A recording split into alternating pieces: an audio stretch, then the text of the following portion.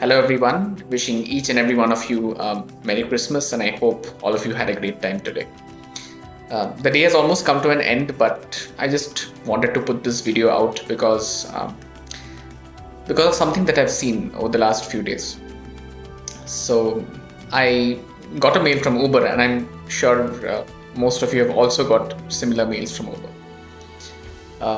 And they have launched this campaign called Thanking Everyday Heroes, basically to pay a tribute to their drivers who have been doing a stupendous job over the years. And they've also encouraged their customers, people like you and me who use Uber day in and day out, to also come forward with stories to commemorate the achievements of drivers who would have probably made a difference in our day. So this being the time of Christmas, this being the time of Thanksgiving, I just felt like telling all of you a very short story, an incident which happened to me almost 3 years back. It was December of 2017, and those days I used to stay at Vijay Bank layout, Arekere. We used to stay in an apartment which was bank opposite the smaller gate of IIM Bangalore.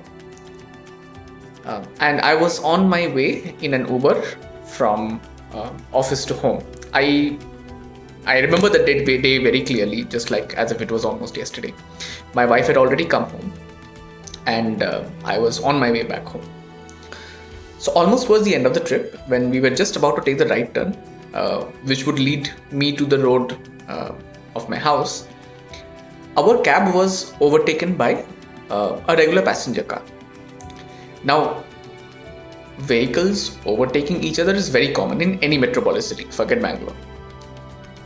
So the usual assumption is that, okay, something has happened and both drivers get on with their respective lives. But that day was supposed to be different. So this car which had overtaken us stops in front of us, and this guy comes out.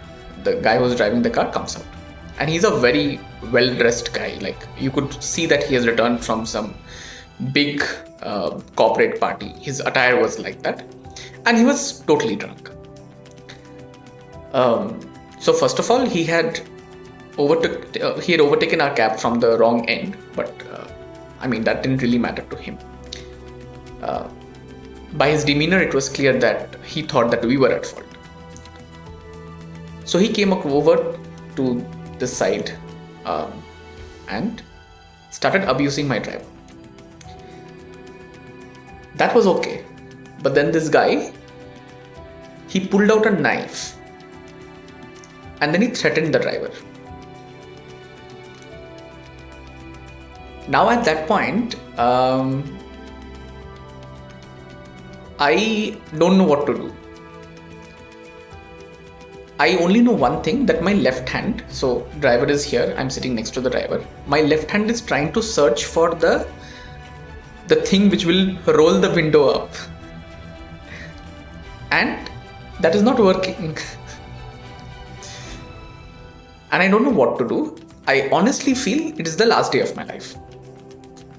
So anyway, while all this thought process is going on in my mind, he has abused my driver, he has slapped my driver, he has taken the key of the cab out, and the knife is still in his hand. My driver has not told a word till now. My driver is completely sitting in a very, very calm mind, sitting there, not even reacting to what this guy is saying.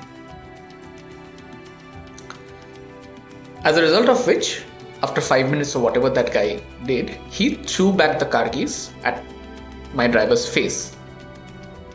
And then he comes around to my side. Now, looking at my driver for the last 5 minutes, I realized that that's precisely how I should behave as well.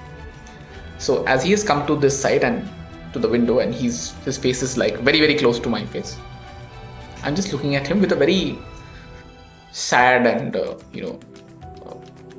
compassion. What to say? I don't really have the word to describe it. Just let me be. I'm a very innocent soul. Please let me go. That kind of an expression. And I'm just looking at him. I'm not telling anything. So he abused me as well. He didn't show me the knife, thankfully, but the knife was there in his hand. And then he gets back into his car and drives away. And this entire incident has been seen by almost 20 other vehicles who were there at that point in time, because he had overtaken us and that road at that point was very narrow. So all the vehicles were also stuck while this entire drama was going on for the last 5 minutes. So anyway, long story short, I think the only reason I survived that day was because my driver did not argue, or my driver didn't probably react in an aggressive manner, which would have definitely got him injured and definitely would have gotten me injured as well, especially because the window was not working. And for me, it's a very big thing, because I am not really that kind of a person who can keep his cool under such circumstances. So usually one of my biggest problems always has been that in situations like these, we talk about adrenaline, right, which is a fight or flight response.